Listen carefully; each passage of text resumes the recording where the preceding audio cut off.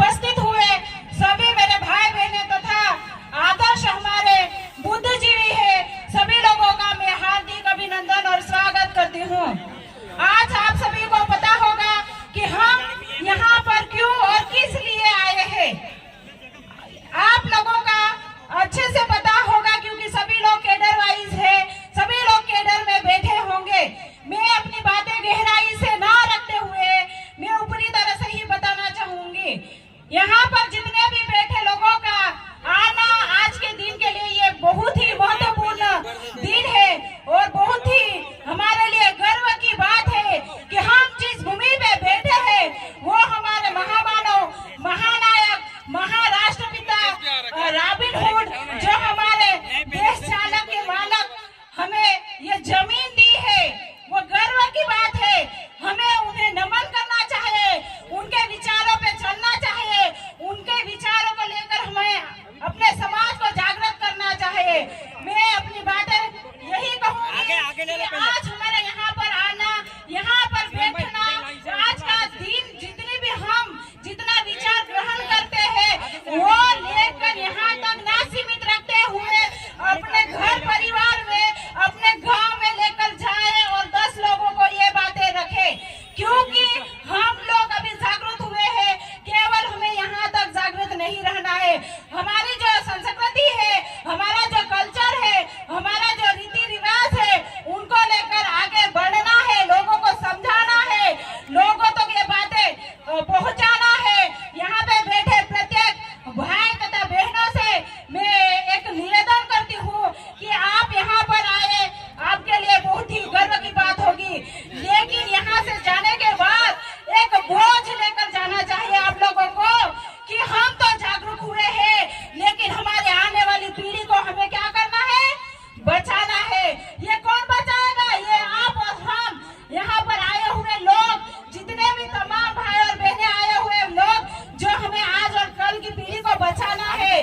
क्यों ना हम उस पीढ़ी को लेकर एक बोझ अपने अंदर उत्पन्न करें, क्यों ना हम हमारे जीवन में एक बोझ के साथ जीवन जीना चाहे कि हम तो जागरूक हुए हैं, लेकिन हमारे समाज को बचाना है।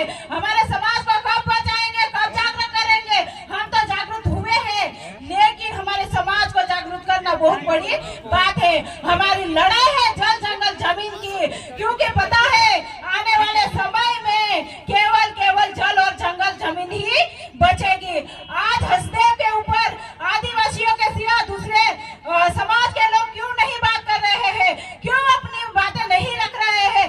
क्यों उनको हवा पानी नहीं चाहिए? क्या संविधान में आर्टिकल में लिखा है ना कि राजनीति निदेशक तत्व में लिखा है कि जितने राज्य के अंदर आता है पर्यावरण को सुरक्षित करना है, नदियों को सुरक्षित करना है, और हमारा जो मौलिक कर्तव्य है 51 उसमें भी लिखा है कि हर एक प्रत्येक व्यक्ति का एक कर्तव्य होता है कि वो पर्यावरण को सुरक्षित करे और जल जंगल जमीन ये नदियों इन सब को सुरक्षित करना है। तो क्यों नहीं आज बात कर रहे हैं? क्यों बाकी लोगों का नहीं कर्तव्य बनता है क्या? क्यों आदिवासी जो हसदेव के ऊपर आवाज उठा रहा है? ये बातें समझना है, क्योंकि हमारी जो लड़ाई है वो जल जंगल जमीन की है। आने वाले समय में सिर्फ जल और जंगल जमीन ही बचेगा मेरे साथियों। ये बात आप विशिष्ट तौर से ध्यान में रखना, क्योंकि आने वाला समय में पैसा खत्म हो जाएगा, क्योंकि आने वाले समय में पैसे की चीज, पैसे की वैल्यू नहीं रहेगी, सिर्फ एक चीज रहेगी, जल जंगल जमीन। ये जल जंगल जमीन को बचाने के लिए आप और हम लोगों को आगे बढ़ना है, आगे बढ़कर ये लड़ाई को लड़ना है। हमारे सोच में, हमारे विचार में, हमारा उठना बैठना, हमारा चलना फिरना हमारे समाज के लिए होना चाहिए। क्या हम लोग केवल एक दिन याद करते हैं समाज को? क्या एक दिन विचारधारा हमारे अंदर पनप जाती है? ये नहीं होना चाहिए। एक वैचारिक व्यक्ति का विचार उसका सोने से लगाकर उठने तक उसका विचार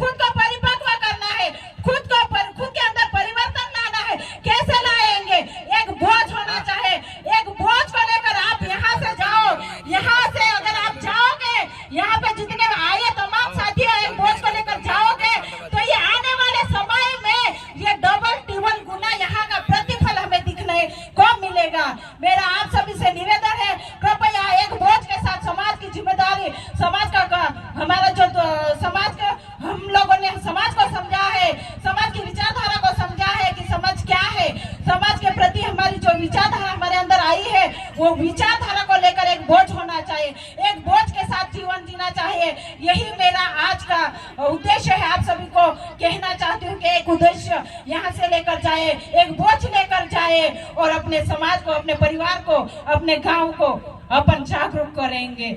सभी मैं यहाँ के टीम आयोजन को बहुत बहुत धन्यवाद करती हूँ कि आपने मुझे इतना सुंदर मौका दिया कि मैं अपनी दो बातें को रख सकी और आप सभी को मेरे विचार जो थे मैंने आप सभी के सामने रखे हैं। तमाम टीम करती आयोजनकर्ता को मैं बहुत बहुत आभार और धन्यवाद देती हूँ।